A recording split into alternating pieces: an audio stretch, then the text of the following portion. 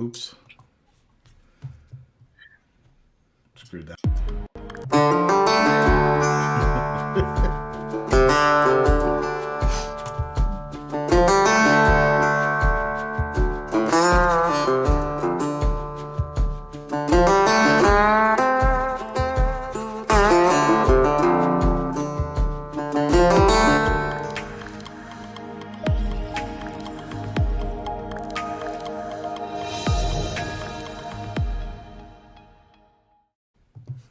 Well, good afternoon, good evening, good morning, wherever you are. Yeah, I screwed that intro up there. I was just jamming out on the music, and all of a sudden I got cute, and I added a new camera.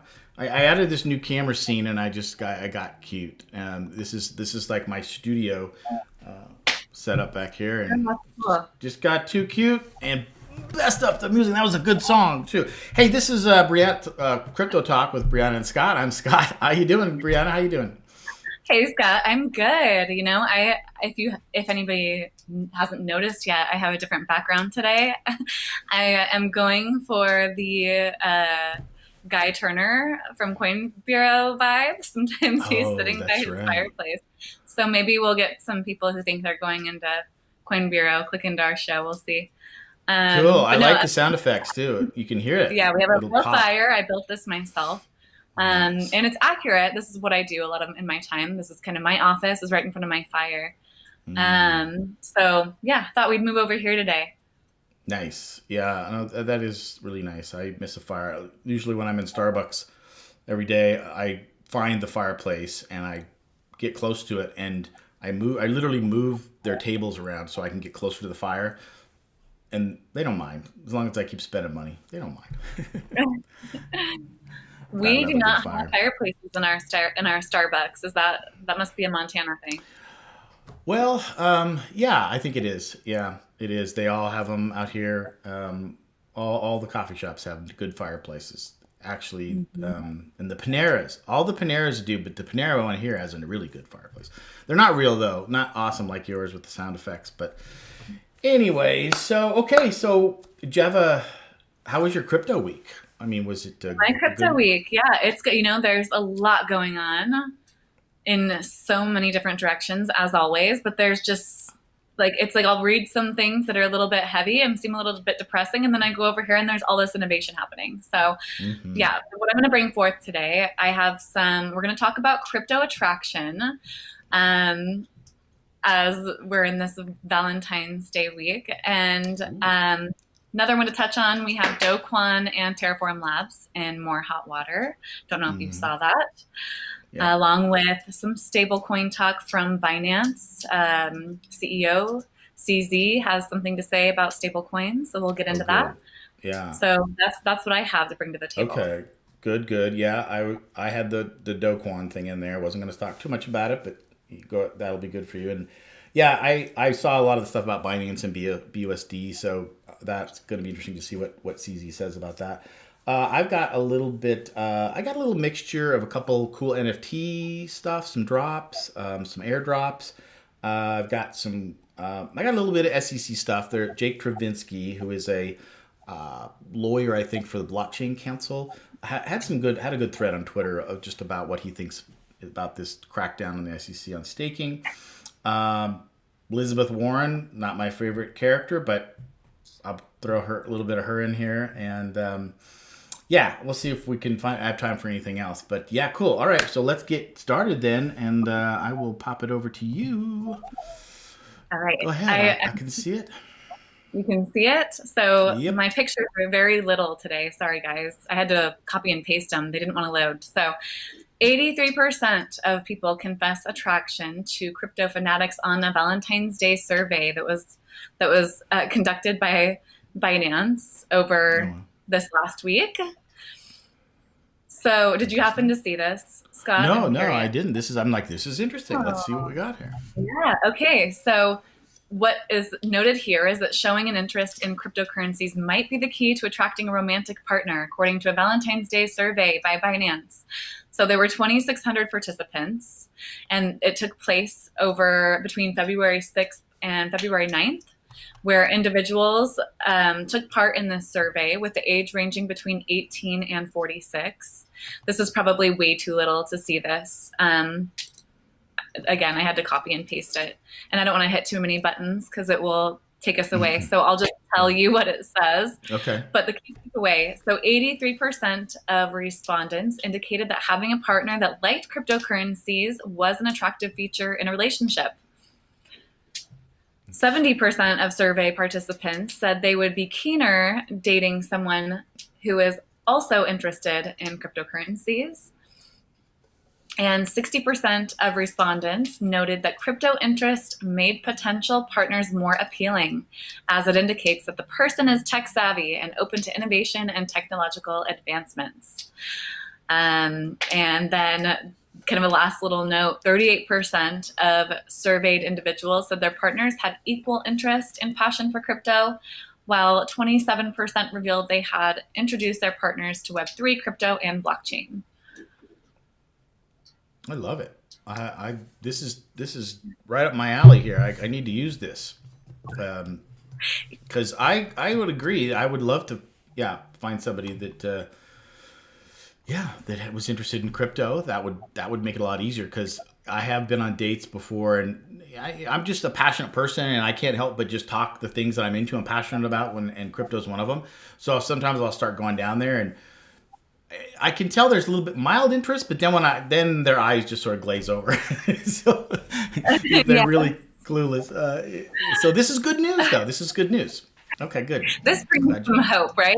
It I does. think that's it's one of those topics that you really can't keep up with unless you have Yeah. some sort of understanding of it. And any, it's a tough one. So yeah, there is hope for us. Yay. Even in the Pacific Northwest where we are. Right. Right. Study. So I don't know. We'll see. I haven't quite run into that here in the Pacific Northwest, but there's got to be some crypto miners out here somewhere. With all this hydroelectric electricity out here. Oh, that's funny. I like it. Okay, so let's move away from that one. But yeah, I thought that was good, and I loved all of the. There was a lot of hype around that article, that survey. I noticed Guy Mm. Turner Hmm. did a little short on it, and I just thought it was really funny. Yeah, that's great. Okay, so moving on. Okay, so this one was really interesting. Following all of the SEC regulation, everything that's been coming out over these last couple of weeks, CZ, the CEO of Binance, stated that crypto industry will probably move to non-dollar stablecoins. Mm. So let's get into this a little bit. So he gave a statement on Valentine's Day, February 14th, on Twitter. And to answer a question about the crypto industry, because people were asking about why not use gold as a standard of value instead of the US dollar, where CZ agreed that it makes sense to use gold. However, most people's costs are still in fiat currencies. And for this reason, most people calculate their investment returns in dollars, which is why US dollar-backed stablecoins are still important. So he continued to say that this is his statement. I think given the current pressure and current stances taken by the regulators on the US dollar based stablecoins, I think that, as you said, the industry will probably move away to non US dollar based stablecoins. As a result of this, we probably will see more euro based or other Japanese yen, Singapore dollar based stablecoins. So it's actually prompted us to look for more options in different places. So this is kind of proof that these regulations actually do push people. This is a big one, CZ, with Binance, Hmm. outside of the US. Yeah. So that's very interesting. I thought I had another note here. Oh, this other one, I didn't highlight this, but this was also interesting. That what CZ stated is that algorithmic stablecoins may also play a larger role in the crypto ecosystem going forward, but he cautioned, and this is important, that algorithm stablecoins are inherently going to have risks, more risks than fiat-backed stablecoins. In his view, the risks need to be disclosed transparently to users, and reserves for fiat-backed stablecoins also need to be disclosed. This way, users can very clearly decide what is going on and make up their own minds about which stablecoins they want to hold or use. Yeah, this is really interesting and right on. Doesn't surprise me at all after Paxos, which is the what's the word? They're the distributor, I guess, of BUSD, and the the SEC is suing them and or looking into their practices, saying that they're not disclosing everything they need to disclose or whatever. I don't know. We'll see what happens, but everything that's going on, everybody's like, "Oh, U.S. It's not worth it. U.S. isn't worth the hassle. We'll just go to the rest of the world and leave the U.S. behind." Now, I'm seeing both sides of this. The U.S. is the safest place to be in crypto, and crypto is inherently risky and volatile. So there's there's a need, I guess, for definitely some more regulation and some protection. And I think what's going to happen is what's a lot of people will flee overseas. And like if staking continues to get, if all of these centralized uh, exchanges cannot now offer staking in the US, they'll just go overseas and people will flock to that because staking is really imperative. And I'm not talking about the blockchain staking, but just the fact that you can stake and hold your assets and earn a yield is really important, and it's a great opportunity. And I think as long as people that the exchanges are disclosing it and people are aware of what's going on, that there's really nothing inherently wrong with it. And I haven't heard that the SEC has said anything specific about that there's something inherently wrong with staking or staking as a service. They're just saying, look, you need to disclose it. You need to be clear about it. I think that's what I hope. Now, a little off topic here, but it all was wrapped in together because stablecoins are going to start getting regulated. CBDCs are coming down the road. I mean, this stuff, and it's all happening so fast now that it's hard to keep up with it. And so I think it's good for us to at least try to keep up with it a little bit because you've got this whole staking thing, which is kind of came out of the blue, and that's a big deal in itself. And then of course you've got the stablecoin issue and BUSD. That's always been a good stablecoin. I've enjoyed using that, and now it's not. So what's going to happen? So we'll see. But what do you think? What do you think is going to happen? What do you think about this one? It's tough to say because I try to keep that really like zoomed way out view, and I think that if we have companies moving to other countries, I think it may only be a matter of time to where the regulation will be just kind of taking place everywhere in the same ways. I know that that's the aim. When we listen to the, I guess, when we listen to kind of the global control system and their visions. They would like to see regulation be the same everywhere worldwide for crypto, saying that that's very important for economic stability. Now, whether or not that's going to play out as they wish, and I like that CZ is just pushing full force into, well, this is what we're like, basically kind of saying we're going to do what we have to do. This is what's going to Mm-hmm. happen. Here's the result, but not feeding into like, well, there's no point because we're just going to be regulated at wherever we go anyways, which my mind can easily go to. Mm. So yeah, I think that you're right. I think that we will see. It's a matter of time, and I think it's going to continue to slowly unfold tactfully when it comes to the SEC and how they're going to go about all of this. That's why I think they go so slow, because they're trying to figure out exactly how to do these things the right ways to where it's not going to be come back. And I don't know. I think it's just it's going to be a year of regulation, I think, and a lot of Yeah. volatility. Well, where you were going with that is a pretty generous view of the SEC for a lot of people in crypto. People, are not fond right now of Gary Gensler and the SEC. I've got mixed emotions about it. I don't like the way that they're doing it. I don't like the way they're handling it. You saw, I think we covered last week that one of the SEC commissioners was very negative about the way that this whole Kraken situation went down, and the way that the SEC seems to be trying to apply pressure is to just sue people. And what we really need is some legislation. But as one of the articles that I'll show in a minute, with the current climate in the U.S. Congress, I mean, it's not going to happen. And so it's interesting because we're seeing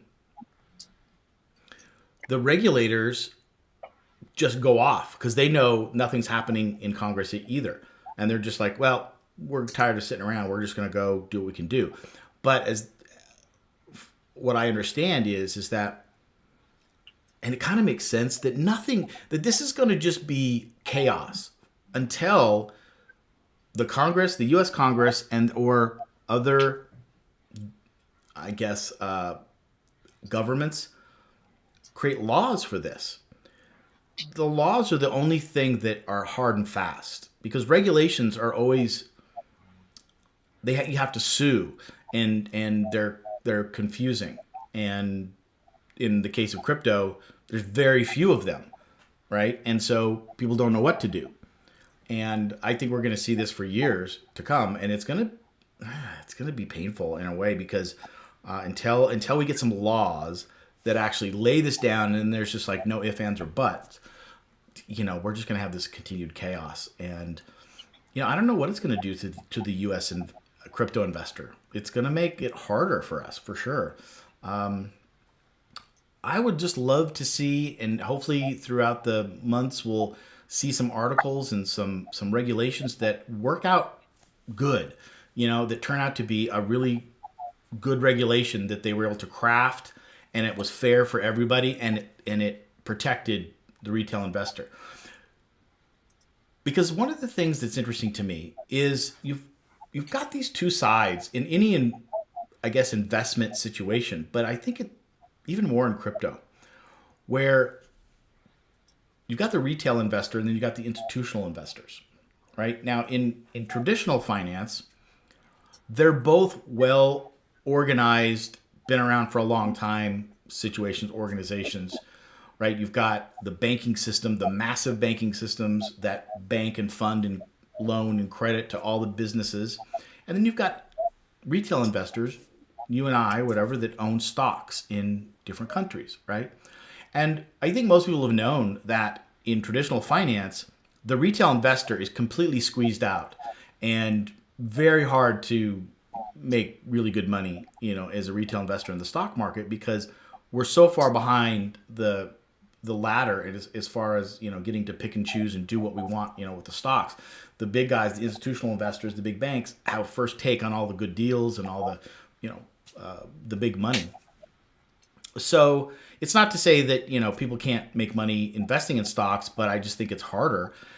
crypto was created because of that. Crypto was created because of all the problems of the traditional financial systems. And one of the cool things that I've loved from the very beginning of crypto is the fact that as a retail investor, as just a little guy, I can do anything. I can invest like the big boys as much as I want, where I want, do what I want to do. And that's really attractive. Now it's dangerous in a way because I'm kind of out there on my own, and I haven't been an investor for a long time. There's a million things that could trip me up going forward, but at least I have the option to do that, right?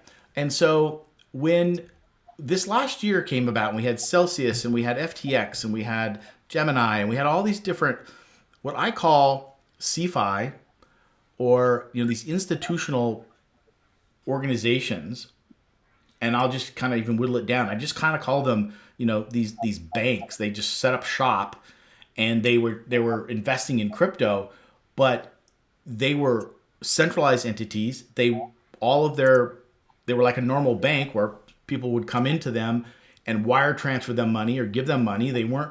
Most of their assets were not on the blockchain when they put it into the bank, right? It's just like you would go into a normal bank, you'd write a check or you'd wire the money to them.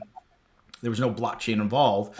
Then they would aggregate these funds and go invest them in crypto, right? And then they got in over their head, and they were able to go bankrupt. And the big problem was the fact that the customers then got locked out from being able to withdraw because these were centralized entities, banks and brokerage firms, FTX.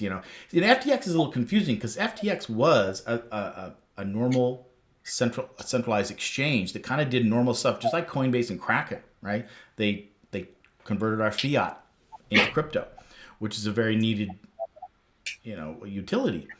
But they also then acted also as a broker, and they mixed customer funds. They did all the things that they should have never have done, but because they were in crypto, things were muddy. They could have never done those things in the traditional financial world.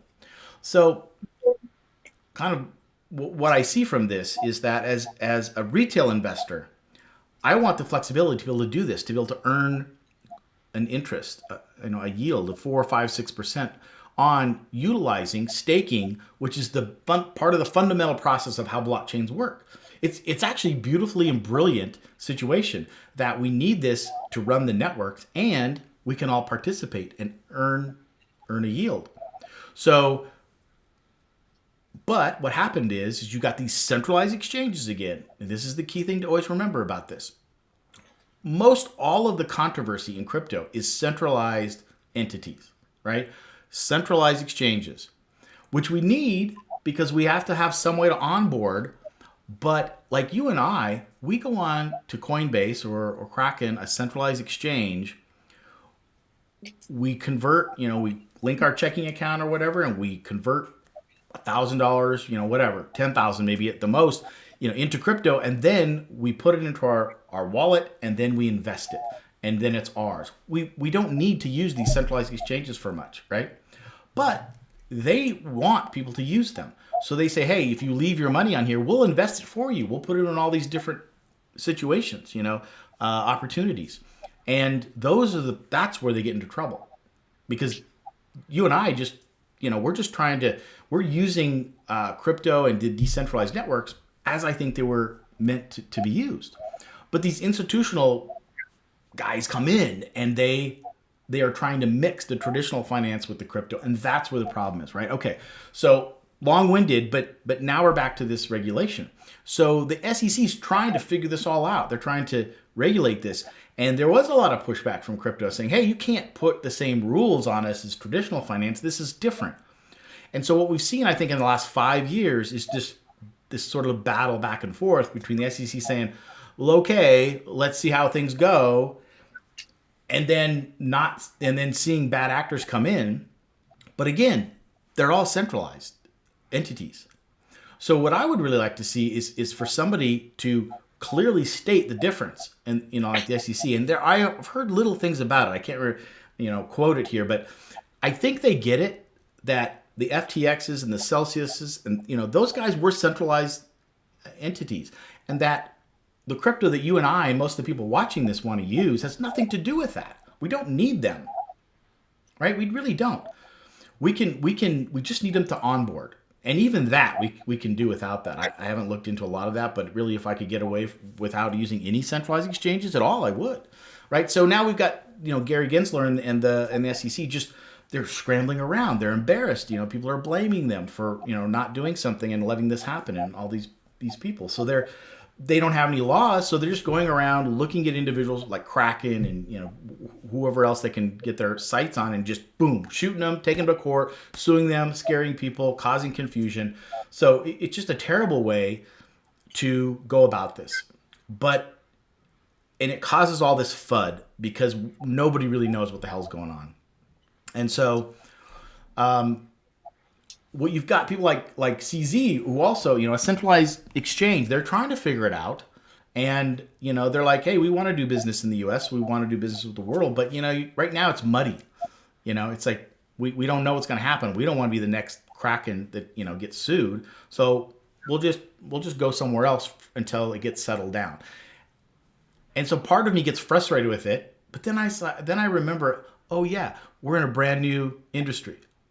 And we're talking about finances here, which muddy the waters. It makes it twice as hard. If we're just talking maybe about dishwashers or washing machines or something, or a newfangled microwave or something, maybe it wouldn't be this way. But we're talking about finance and money, which carries a lot of baggage to it. And now we're trying to reestablish it, to create a new financial system. That's a big deal, right? So it's going to be muddy, and that's where we are. And I think we have to realize that. That's right where we are, in the mud. Yeah. And if we remember that, and I'll stop here in a second. If we remember that, then it's like, then we can talk about this, pay attention to it, but also not get upset about it, and just say, look, this is part of it, and hey, we want to participate in this. And you and I, as retail investors, we still have the opportunity to completely invest in crypto and to take advantage of it, and not get involved in these institutional things, but get our money into decentralized exchanges, stake if we want to, go into DeFi if we want to, or just hodl if we want to. All are great options and have nothing to do with all the problems that we're seeing in crypto right now, really. So I'll end on that. I agree. And I think that when some points that you stated, if I can add to it, the centralization is the problem in crypto in some ways, and it's the problem in traditional finance. And I think when we talk about the paradigm shift, when we decide that we're going to decide to use cryptocurrency, there is a responsibility that comes along with that as the user. And so that's where at the core, my problems come in with the regulation, with the control, because in my view, they are not seeing the paradigm shift. They're trying to control us being able to be responsible and accountable for ourselves and our decisions. It's almost like it's almost like a parent who is just hovering over and enabling and not allowing people to make their own mistakes and learn from them. And that's where I see the overstepping coming in. And I think that that's just where my big problem is, because we can't learn how to be responsible if we aren't given the ability to be able to have the chance to do so. And I think really that there's going to be a lot of volatility with that. It's not going to come easy. It's not going to come without pain, because it never does. And it's not going to be like an overnight thing where, okay, all of a sudden people know exactly how to handle their finances. But people still don't know how to handle their finances. And that's because we've been enabled for so long in traditional finance to not be able to be responsible. So that's where I feel like they have a tendency to try to play God and they try to keep us from being able to say, hey, I find value in this. And I want to be able to, and this is a whole new structure that's been made to where I can earn this interest. And it's a whole nother way of doing things. Let us see how this plays out. Can we make this work and build up on its own without this other completely different in the past, in the old view structure coming in and trying to be like, no, we're going to turn exactly what you have into what we have here that isn't working. I think that there should be a place personally for the people who are wanting to take the responsibility, take their losses if they end up with losses, because that's how you learn when to not be greedy. That's how you learn your own balance within all of it. You lose your life savings, then you probably shouldn't have had your life savings all in crypto. I mean, that's part of it, but it's not the end of the world, and that's part of diversifying as well. You don't keep all of your value only in money, only in finance. You should be able to lose all your money and you can be able to carry on and have trust that you're going to figure it out from there. But you shouldn't have all your money in crypto in the first place. Yeah. And so that's kind of at the core how I feel about regulation. I've been trying to figure it out and just Yeah, kind no, of. that's a really good synopsis of that. Totally agree. And I think, something that just dawned on me is that, we still have the ability, if they do shut down staking as a service, or being able to, not stake, and get the 4% or whatever, or put your $1,000. I just want to make it clear, we're not talking about staking the 32 ETH to become a validator. No, we're talking about you and I wanting to earn 4%. That's what they might get rid of, in all forms. But even if that happens, right now, there's still Lido and Rocket Pool and others, but those are the two big ones. These are decentralized entities that we can stake and earn our 4%. And, that's the thing we should remember. And it kind of just, as you were talking, I'm just thinking, you know what? Everything that we should touch should be decentralized. If you are putting any of your money thinking that you're investing in crypto, but they're with a centralized entity, like a BlockFi, like a Gemini, all of those centralized entities, then whatever happens is on you, because you're stuck in the middle. You're trying to play both ends of the world in a way. So I'm just thinking, I'm pretty much all decentralized now. The only thing I ever need to do is transfer my fiat into some crypto, and then I get it off the exchange, and then I don't need to touch any of them, and I think I'll be just fine. Now we get rocked a little bit because these things cause turbulation, in the market. But as far as that goes, I know the risks, and we know the risk, and the people that don't need to learn it, like you said, they need to learn that responsibility.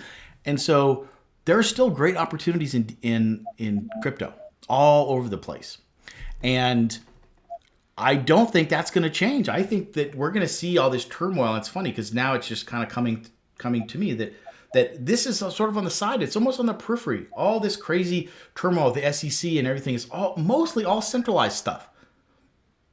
That doesn't involve me.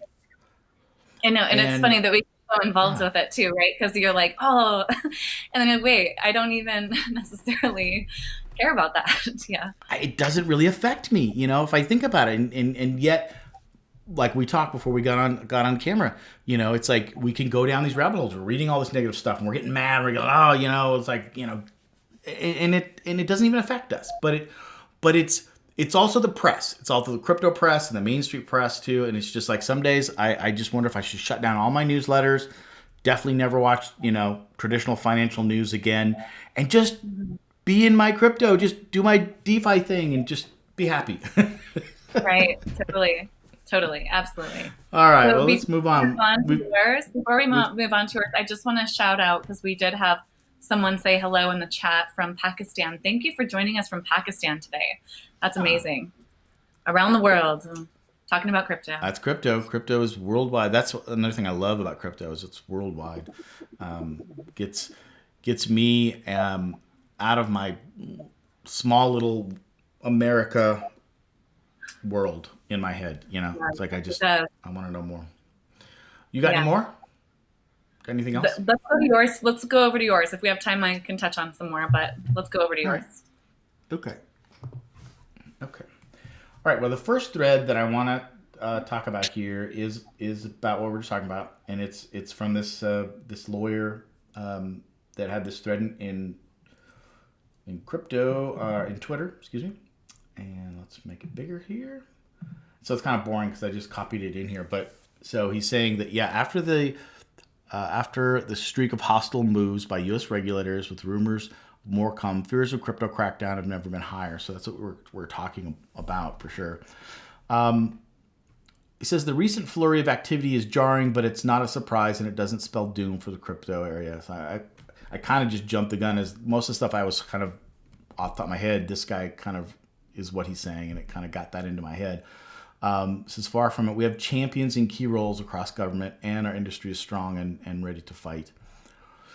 As regulators seem especially inclined toward action due to the makeup of Congress. So this is an interesting point that I was making. In recent years, important government bodies like the FSOC, I don't even know what this is, PWG, have said Congress, not agencies, must decide crypto regulation, and that hasn't happened. And now we have a divided Congress, which makes a deal on crypto legislation seem unlikely, given the ideological gap between the House Republicans and Senate Democrats.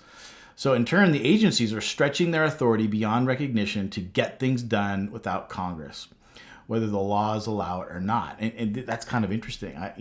Maybe they are even overstretching their authority, but right now it's just chaos. Nobody even knows. The two most active groups worth watching are the banking regulators, the Fed, the FDIC, and then the financial markets regulators, SEC and the CFTC. So that's interesting. Again, the banking regulators, again, that's all this institutional, centralized stuff. And, we don't really have to worry about that for the most part. Now, the problem is that, and this is where I get a little confused on this topic, to be honest with you, but when I came into crypto, there was, I came in as a retail investor, and as I started to learn more about the industry and started seeing the news, I got really confused about all these centralized entities, these crypto banks, these, Alameda Research and, Celsius and all these things that I didn't understand the difference. And now I had to research and clearly understand that. And the way I like to put this is that it seems to me that a lot of these traditional finance people that were in the banking industry or the financial industry saw this opportunity in crypto, and they're like, oh, let's go open up this entity and we'll trade and we'll invest in crypto because we can earn really good rates there. And it's unregulated, so we don't really have, we can kind of do our own thing. And in some cases, these criminals, came into this industry and totally effed it up, by what happened this whole last year. And again, it had nothing to do with pure decentralized, working in DeFi, getting, taking your $1,000 of fiat, converting it to ETH, and then just hodling it, or Bitcoin, right? And nothing to do with that most of us in crypto do, right?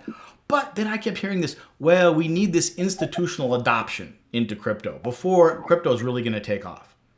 And then you had this whole thing about Bitcoin and about, Bitcoin. When I first came into the crypto industry, I thought Bitcoin was a hedge against inflation and a hedge against traditional finance, if you will. And then all of a sudden it's coupled. So as the stock market would go up and as the economy would go up and down, Bitcoin would go up and down too. And I'm like, wait a minute, what's going on here? I thought this was supposed to be a different entity. And so there is a lot of this confusion. And I'm going to pause here and see what you think about this. But that always really confused me. I'm getting clearer on it.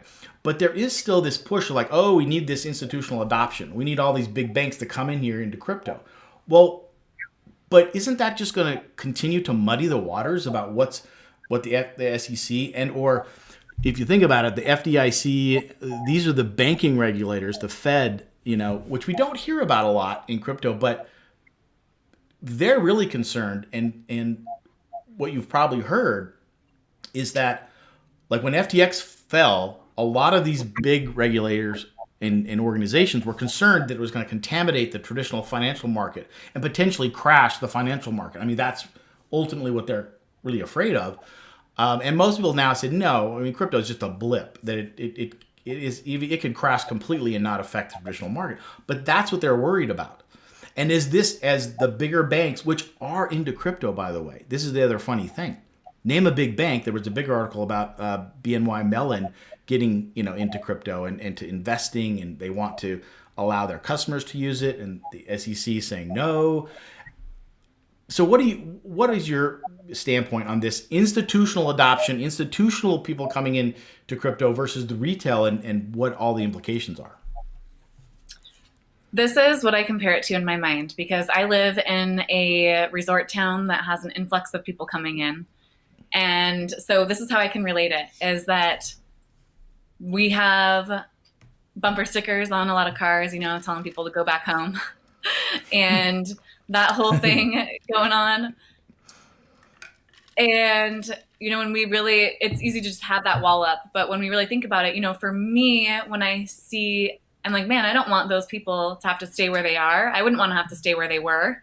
I wouldn't want to be there in the first place. I think we all know what state I'm talking about here. Yeah. And Well, then if you're in the Northwest, you definitely know because you it affects definitely know it's the affects main state. Montana too. There's other states as well around us, but the main one, and I finally came to this conclusion where I'm like, okay, I would want them to be able to come because I would never wish that upon anybody to be living down there. However, what we don't want is for them to come up here and to turn it into what it was down there and bring their ways, bring their tradition or their whole thing and try to put it on to us because we have a way that we roll around here and it's not like that.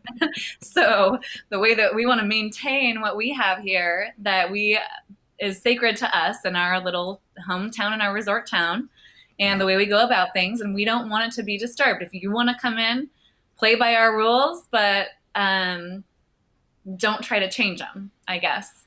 And that's how I feel about it. I think there's so many moving parts. I remember hearing that as well. Like, we need the institutional investors. And I was like, oh, yeah, we do. Without really like, do we? It changes things. Everything's going to change things. Yeah. But I think the biggest thing is for it to not come in and try to make it, to not take control over it. Because when we get more money in it, that can have, from these institutions, that also can then start moving the markets in their own ways, how they want to, when we have those big whales in. So there's effects that are negative. And I don't know, I guess there's no super good analogy. Man, you were on it today. Good analysis. No, your analogies are right on today. And that's exactly what it is. Don't come in and mess with this. Now, but the other side is, right, we like the tourism money. We like the money that they bring. And so it's the same thing with retail or with, institutional businesses. That's what we, in my limited knowledge, of the whole inner workings of it all, I'm like, oh, well, the more people invest in Bitcoin, the price will rise, right? All cryptos will rise. That's the basic level. What they're saying when we need institutional adoption because that will push it all forward. More people will be in. We'll all be able to benefit. The prices will go up. Same thing, and yet it's a catch-22 because if you think about it, if crypto is really trying to replace traditional finance in the long run, well, then that's going to have to happen. I mean, all of that. I mean, I don't know how many years before that's going to happen. But that's, it's kind of, people say, this is the future. This is the future of finance. And that truly is. All that stuff's going to have to get worked out. And again, we're back in the sausage. We're back in the mud. This is just, there's just a lot of, frustration and confusion. But I think what we should always just come back to as retail investors. That's what we are. Hopefully, I assume most people that are watching the show are retail investors. We really don't need to fret about this stuff. Really. We should just stay on par and use, do what we're doing in crypto and enjoy it. And, I think it's a good lesson. Frankly, just talking through this today has me feeling better and kind of scolding myself for like getting too down in the mud about some of this stuff, right? And just to realize what my role is here, why I'm even in crypto. I mean, yeah, that stuff's all going to happen, but does that really affect you and I as retail investors? Even if they shut down staking, which is a cool, awesome way that all retail investors have, benefited from and can, we'll go to decentralized liquid staking. And even if they come after that, it's going to be much harder because that's completely decentralized. They can't sue anybody, really. So We'll see. But yeah, really good analogy. Awesome. Let's see if there's anything else in here. Really, that's about all I want to say about this one.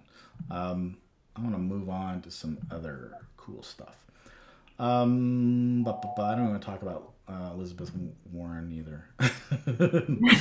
I've read about her a little bit lately too. She's just the anti-crypto in Congress, and she's gathering more people. That was the little article. Gathering more people on her side to try to come against crypto. It's no surprise to us, and whatever. Good luck for her. But Mm-hmm. here's a fun one. I don't know if you heard, but everything was about the Blur drop. Did you hear about this?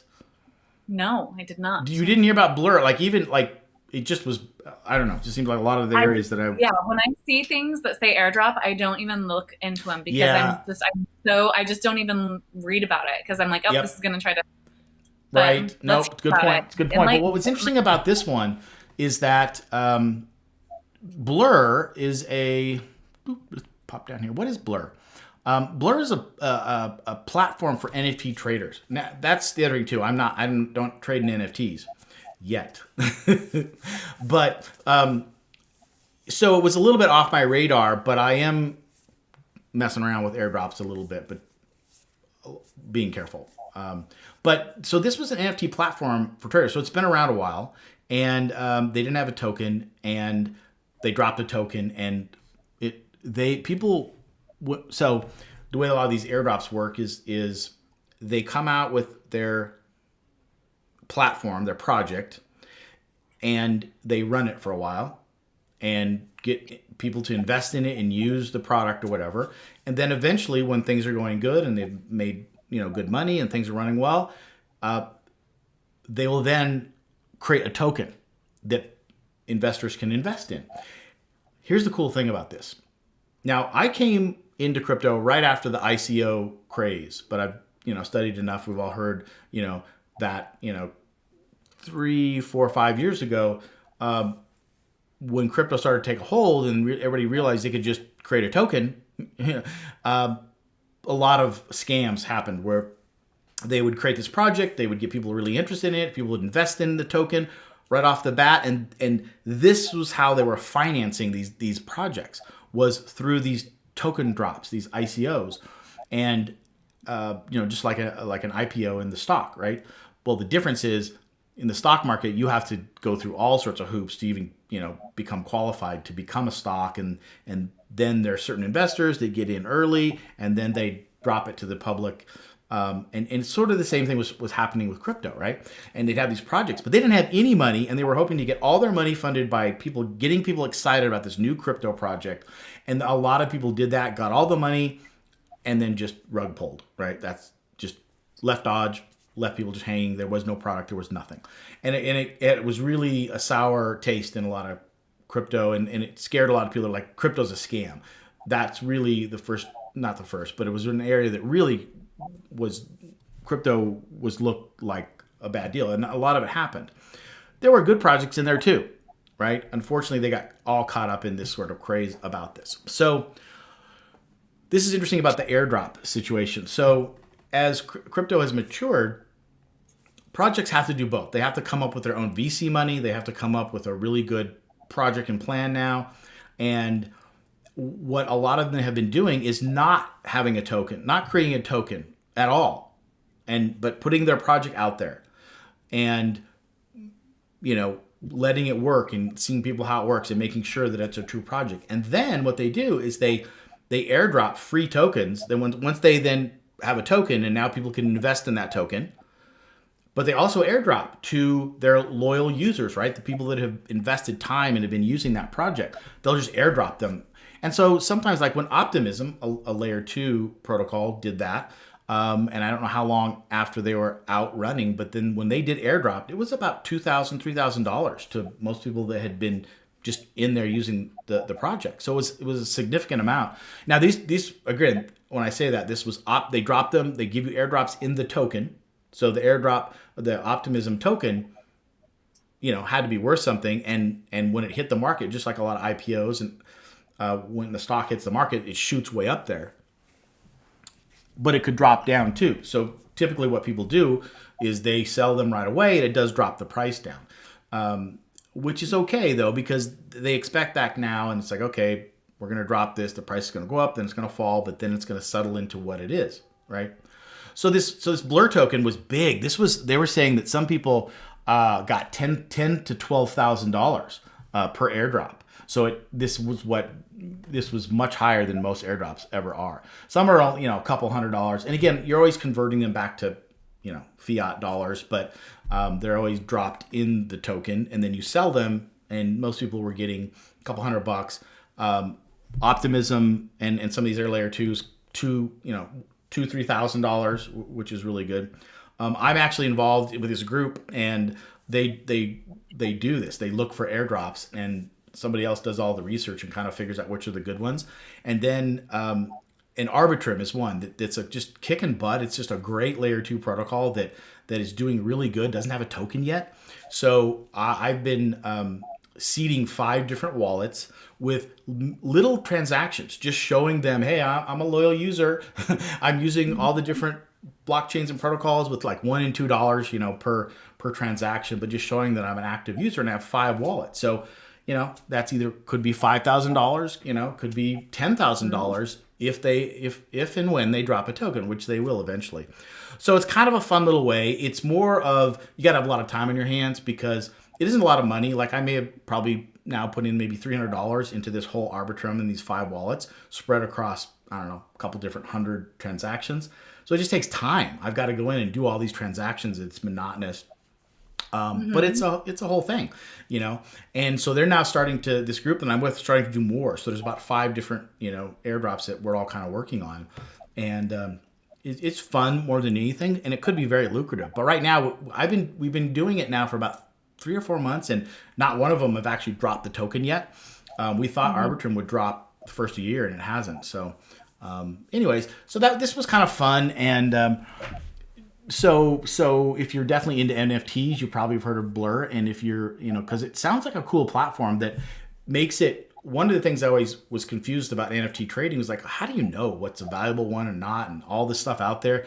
This Blur platform is kind of a dashboard that makes it really clear, like, where they all are, what their values are, how you can trade them back and forth. And like I said, I've never done it. But yeah, this was a fun one. This is was a fun one because if you're in NFT trading, it's probably an area that you're familiar with, and people got 10 to 12,000 per wallet. And so if they've got multiple wallets, they could have earned a lot of money. That's interesting. You're gonna have to keep us posted when they do drop. And I know, especially the Arbitrum one. I'm thinking, because when I started in this, I'd heard about Arbitrum. I had used Optimism and Arbitrum as a layer 2 to do transactions, and they're much cheaper. I love them. In fact, I hate using Ethereum now for my DeFi stuff because it's slow and it costs a lot more. Like Optimism and Arbitrum, it's like 10 cents, 13 cents in gas fees versus $10, on Ethereum sometimes. So they're awesome. And Arbitrum is doing really well. What these layer 2s, what's interesting about them, and we've heard some stuff about Polygon, another layer 2, that's been around the longest. And what really solidifies these layer 2s is, can they get what applications want to run on top of them, right? So I just think it's a fascinating. This is why I love crypto, especially this whole Ethereum ecosystem, because Ethereum came out, right, and it was all the smart contracts and a lot of the DeFi contracts were running on Ethereum. And it was great. It was, wow, look at all the cool stuff we can do. But then the limitations of Ethereum were starting to come out. And so these layer 2s started to come in, but they were new. And people didn't know. Even when I got into crypto, they were still a little new. And now all the DeFi projects, all the smart applications now, the DApps are being put onto these layer 2s. So you've got Optimism, Polygon, Arbitrum, all competing for all these DeFi smart applications that want to run on there. And so Arbitrum is doing great. They're just attracting a ton of these really innovative, interesting, new DeFi yield farming type applications. And more than that, they're doing NFTs and all this kind of stuff. And so the more that you can attract good, solid projects that people like, it just trickles down, right? It's like if there's a certain DApp project that people like and it's working good, and that's running on, say, Optimism, that bodes well for all 3 layers, really. For the application layer, they could drop a token, the application could, you could invest in that. The layer 2 has its own token, you could invest in that. And then Ethereum, that is good news for Ethereum, which means that they're all running on Ethereum basically. So it's just, it's really fun and kind of interesting how the ecosystem is now really forming. And even when I started looking in this deeply, the ecosystem was talked about a lot and it was being tested. But now it's really starting to come into play, where you've got all these 3 layers that are working in synergy together. They all work together, and when when they all work together, then we all as customers, users, we all benefit. And the problem now is there's hundreds of them, right? So what do you pick? Who do you pick? Mm-hmm. So yeah, I've been having a lot of fun, in this area, which has been great in the bear market, right? Because I mean, you and I have talked about this. I've had the opportunity because I have a lot of time, and some extra cash that I can invest in the DeFi. And while just you've been itching to get in there, you're in Bitcoin and Ethereum, and it's kind of like that's my play. But in a bear market, there's not much to do, right? And so it has been fun to be into this and to know, and we'll see how this plays out because it could change next year. But during the bear market, you can be investing. I'm in right now. I'm probably in 6 or 7 different DeFi projects, yield farming projects. The lowest I think I'm earning is 10%, and the highest is about 45%. And these are on stable coins and different ones. I've got some DAI and I've got some MAI. I've got some, they're kind of different stable coins, but they're still stable coins, right? Paired with ETH sometimes, in some different basic coins, but really pretty safe. The people that I'm learning with and the group that I'm in right now during the bear market, we're not in any of the crazy stuff. We're not in blue chip stuff. We're not doing, ETH and Bitcoin and any sort of these other altcoins that we will eventually do. So 45% still is the highest one I'm in right now. And it's considered the conservative stance. When the market starts to go up, we'll start getting into 100, 200, 300, 400, 500%. And even though we still have a plan and we're keeping, what's the word? We're keeping our eye on it. When the market goes up, we can earn those kind of interest rates. But I'm just tickled pink to know that I'm earning, 45%, 20% on my money during a bear market. And so, again, it's something I have to check every week because it's just new, right? It could all crash, tomorrow. And that doesn't really keep me up at night, but, I have to check it. It's not like if I was just hodling in Bitcoin and Ethereum, which I am, I'm dollar cost averaging in those, and I don't have to worry about that. That's great. I don't have to worry about that, but I have to worry about this stuff. But that's what I want to do, and I have the opportunity to do it. And all this regulation crap isn't really bothering me. And I think that's so important for people who aren't even well versed in crypto or don't know anything about it to know that while the economy is in the state that it is, and just the whole view of the headlines and all of that, behind the scenes, all of this is still going on. Like you're still back here doing what you're doing. And like you said, maybe if you didn't put your attention at all into what isn't even applying to you, you'd be killing it even more in DeFi, So it's just, and as you can see, you're like super passionate about it and light up about DeFi and all of the things that you're working on. But I guess my point being that this is all happening behind the scenes and it may not be visible to people who aren't in it, but it is. It's there. It's happening, and it's still building. Yeah, totally. Still building.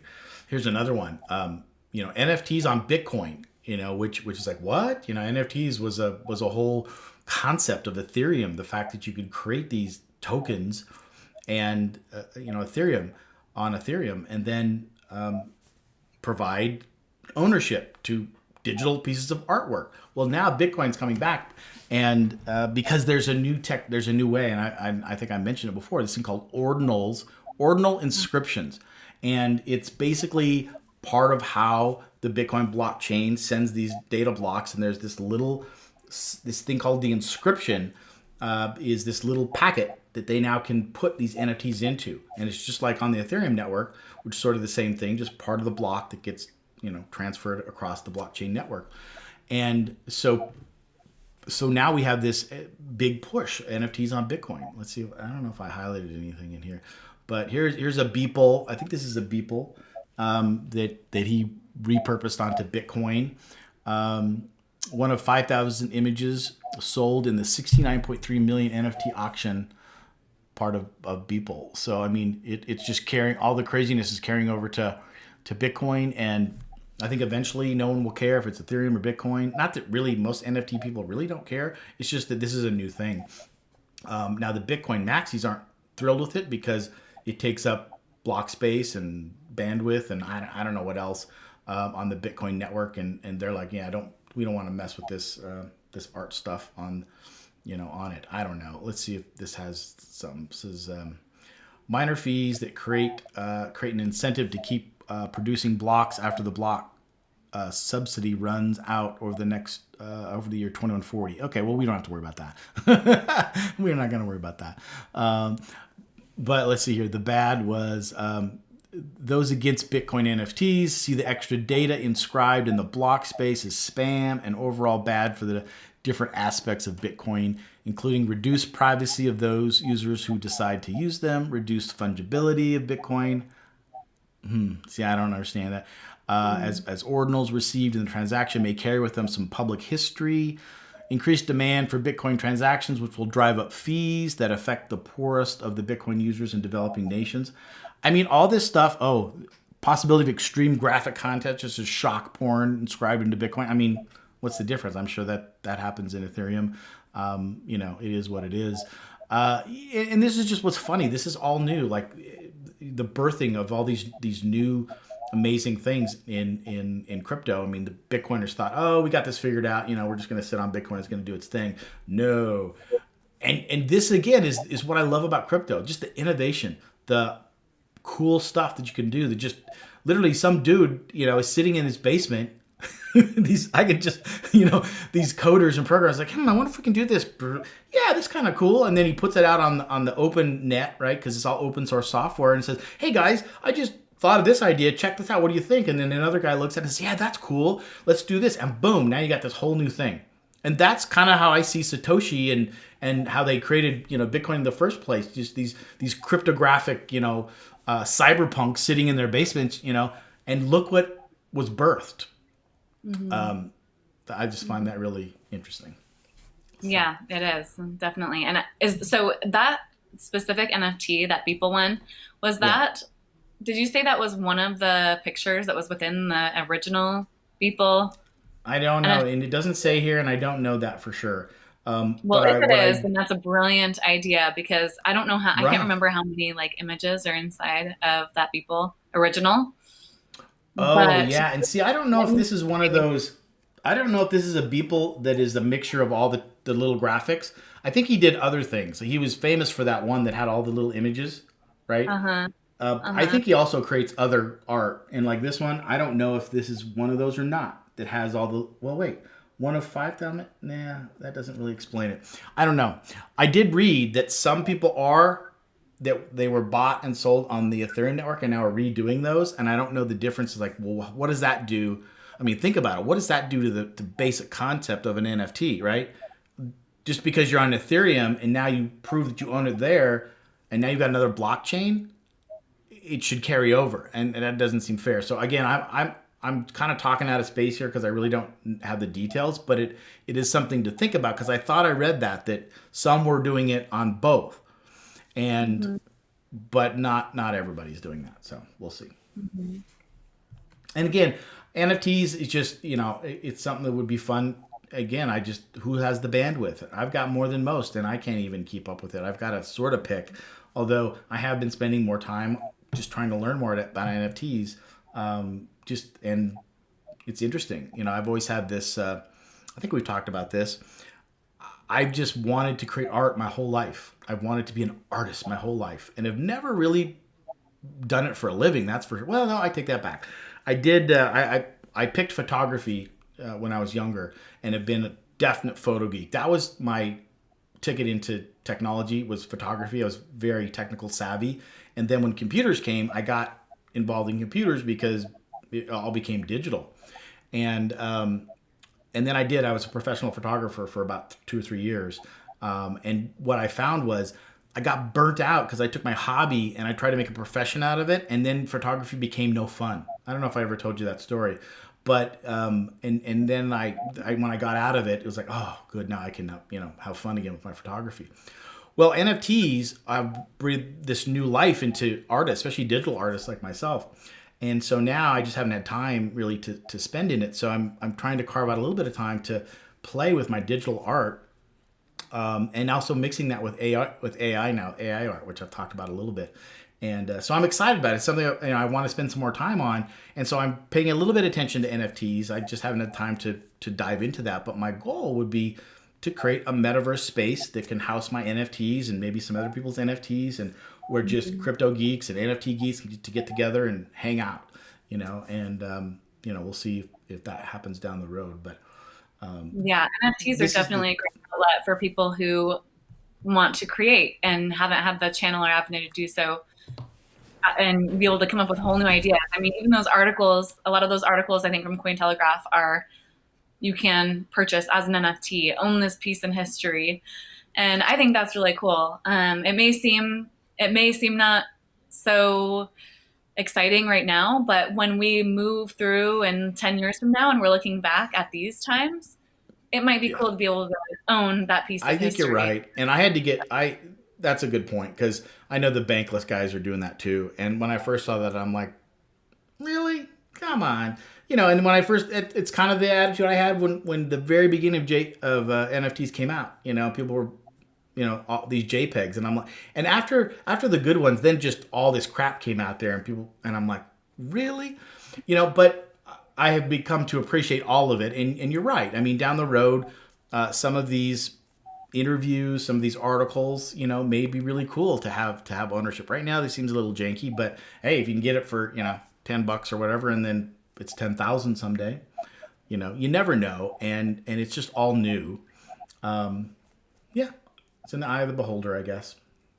I'm actually going to look into that. I want to see how much those articles are. I'm curious. Maybe I'll have Yeah, to find one to own the piece that I have shared on our crypto podcast. yeah, yeah, Me, that then hold some kind of value.